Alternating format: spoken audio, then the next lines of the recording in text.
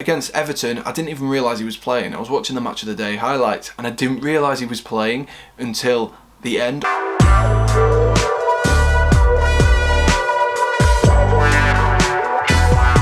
Hello and welcome back to the Premier League preview on my channel. This week it's going to be a little bit different. As I mentioned in the last video, you guys voted for the players to watch category to stay in the Premier League previews for the entirety of Christmas. We'll bring the teams to watch category back at the end when there's a bit more time for recording between videos and of course editing, which can take a little while. So we will nevertheless jump into this week's fixtures. We're not going to talk about last weekend. Don't have a 2-minute Tuesday as I'm recording on a Monday, so unfortunately we miss out on that, but I will be doing something slightly different for you on the 2-minute Tuesday, so make sure you stay tuned. Anyway, we will jump into this week's fixtures. So we have games on Tuesday, Wednesday and Thursday this week. It isn't a double game week like I thought it was, but it is 2 game weeks in 1 week. So teams aren't playing twice in a game week, but there's 2 game weeks in a week. It's hard to explain. You can understand why I got confused because the way I explained it there wasn't great. But anyway, without further ado, we will move on. So we have 2 games on Tuesday night, which sees Wolves take on Chelsea, which could be a really good game. And then Manchester City host struggling West Bromwich Albion. Wednesday night we have 6 games in the Premier League, which seems like a busy Wednesday night. And the games are as follows. At 6 o'clock we have Arsenal versus Southampton. We have Leeds who take on Newcastle United, who come into this off the back of 2 straight wins, and Leicester City then face Everton in what could be a really exciting game. We then also have 3 games at 8 o'clock. We have a relegation scrap at 8 o'clock with Fulham taking on Brighton.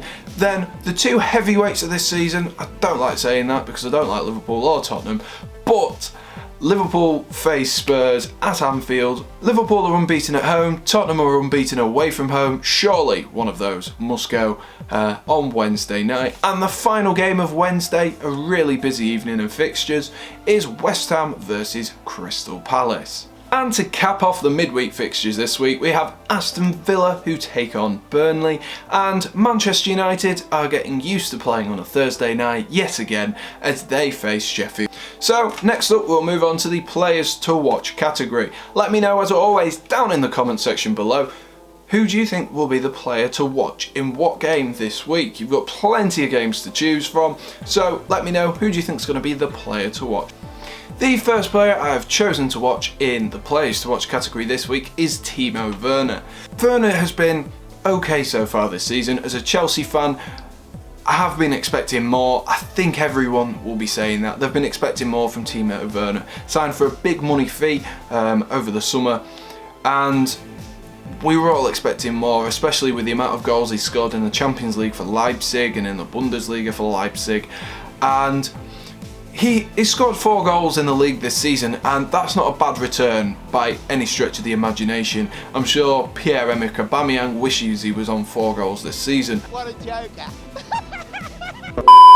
Werner, the problem with Werner is he hasn't scored the easy goals, he's always scored the hard goals.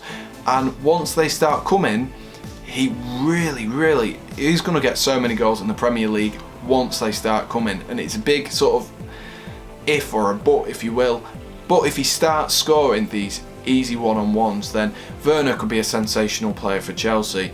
I think Frank Lampard needs to start playing and building the team around these players rather than having his play style that is built for the players who are already there. But we really need to start playing to the likes of Werner and Havertz's play styles a little bit more, and they also need to be a bit more receptive of Frank Lampard's style of play. I think it'd be a really important game for him against Wolves. It could be playing a 3 at the back. He could find a lot of joy because Chelsea tend to play sort of an attacking 4, if you will. So you have a striker, you sort of left attacking midfielder, right attacking midfielder, and you can. Werner is often off the left, and so we could find a lot of joy. But what we saw in the last few games is Werner being very quiet, and that's because he's not being played through the centre. Against Everton, I didn't even realise he was playing. I was watching the Match of the Day highlights and I didn't realise he was playing until the end. Obviously I knew he was playing, but you forget he's there, and that's something that Frank Lampard needs to take into consideration, that people go missing in these big games, and Everton was quite a big game this weekend. It would have proved a lot to a lot of people if Chelsea had walked in, you know, played Everton off the park, scored a lot of goals and walked off and gone, yeah, they're title contenders. But we didn't do that. Werner has played at his best this season when he has played through the middle by himself. For example, against Southampton, he was really fantastic and he scored the goals we are used to him seeing, and that is something that we need to tap into more, and we need to have that option, even if it is just in game, just swapping the formation slightly. The second player I have chosen is Yannick Vestergaard. What a player he has been for me in fantasy football so far. An absolutely fantastic player for me. Southampton, of course, have been fantastic. They're up in third, I believe now. I think they overtook Chelsea. Or maybe they might be fourth. I think Leicester are third. Yeah, so they'll be fourth. And Southampton's defence has been really, really solid so far this season. It's been consistent, and the I can score more goals than you ethos has been really helpful for them as well in periods. For example, the Aston Villa game where they won 4-3. But Vestergaard is very much a Rolls Royce of a defender. He's a classic. He, no nonsense, tackles the ball, plays the ball, fantastic. He doesn't do any of this, oh, let me try take on 3 players, or any of that stuff, any of the David Luiz sprinting up the field with the ball. Is very no nonsense, and whilst he might not be the quickest, and Arsenal have a very quick attacking setup, I think Vestergaard could have a good game this weekend, especially with the fact that Arsenal aren't really known for their goals at the moment, which is even better for any defender coming into a team. You do have to wonder though when the goals will start coming for Arsenal. The Saints have to be very, very careful and make sure that they aren't the people who are put on the end of, you know, a 3-0 loss to a struggling Arsenal side. We saw against United and Aston Villa that this side can concede goals, but from a dead ball, Southampton are one of the best teams around, and I think that's very important to bear in mind. Vestergaard has been looking really, really good this season, and I think he could keep Aubameyang and Lacazette and whoever Arsenal have got up front at the minute. I think they could keep them quiet. The final player I have chosen to watch this week is one I'm actually weirdly excited about, is James Madison.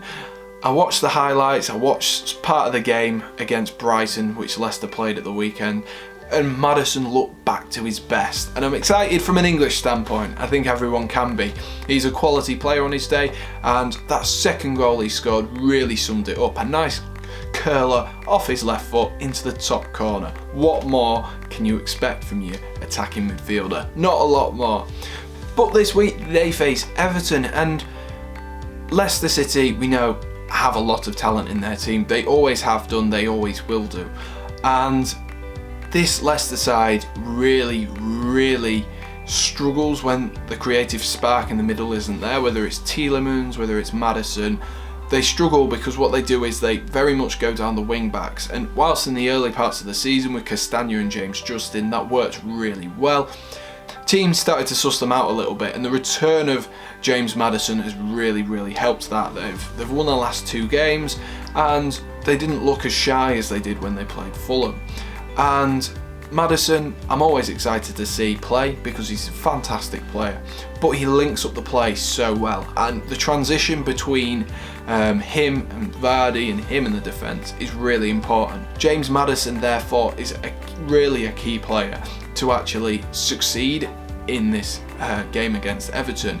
If he can make that transition, whether it be from Tielemans to himself and then playing the ball out, or making false 9 runs, whatever you want to call it, making these runs and having runs in behind defenders of Castagna, James Justin, whoever else they've got playing in those wide areas. I think that's really important, and Madison might well just be the key that they need to unlock this Everton defence. Anyway, that concludes this week's Premier League preview. I apologise, it's a bit of a shorter one, but I'm sure quite a few people will enjoy that anyway, in the fact that it's shorter. But I hope you enjoyed. Be sure to stick around for tomorrow. Yes, tomorrow for 2 Minute Tuesday. And of course, we will have another Premier League preview on Friday during this busy period. So be sure, if you do enjoy, be sure to subscribe. And of course, leave a comment down below. Let me know how everything's going, how you guys are. Let us know. Whatever it is, leave it in the comments. I hope you enjoyed, and I'll see you on my next video.